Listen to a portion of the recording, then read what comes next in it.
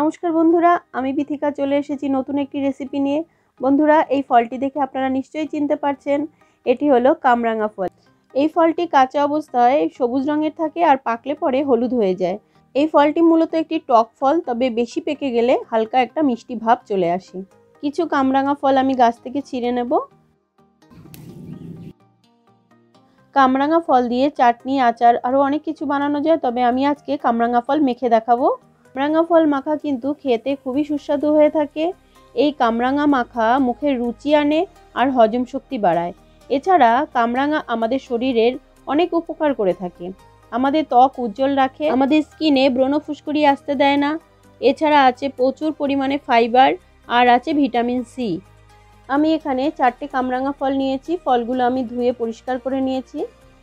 এবারে ফলের গায়ের উপরে যে উঁচু শিরা মতো অংশ থাকে, ওই অংশগুলো আমি কেটে বাদ দিয়ে দেব। এই যে অংশটি দেখছেন, এই অংশটির মধ্যে একটু কষ ভাব থাকে, তাই এই অংশটি আমি কেটে বাদ দিয়ে দিচ্ছি। এবারে কামরাঙাগুলো আমি পাতলা পাতলা পিস করে কেটে নিচ্ছি।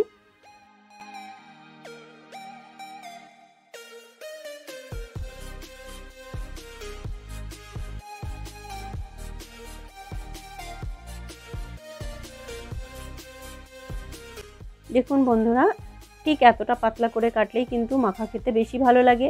সবকটি ফল কেটে নেবার পরে আমি একটি আলাদা পাত্রে তুলে রাখছি। এরপর দিয়ে দিচ্ছি আমি পরিমাণ মতো লবণ, তারপরে দিয়ে দিচ্ছি বিট লবণ আর ভাজা লঙ্কার গুঁড়ো আমি এর মধ্যে দিয়ে দিলাম। এখন বাটির উপরে একটি প্লেট রেখে আমি একটু সময় ঝাঁকিয়ে নিয়ে এর মধ্যে দিয়ে দিচ্ছি আমি কাসুন্দি দিয়ে আমি আবার একটু ঝাঁকিয়ে নিচ্ছি।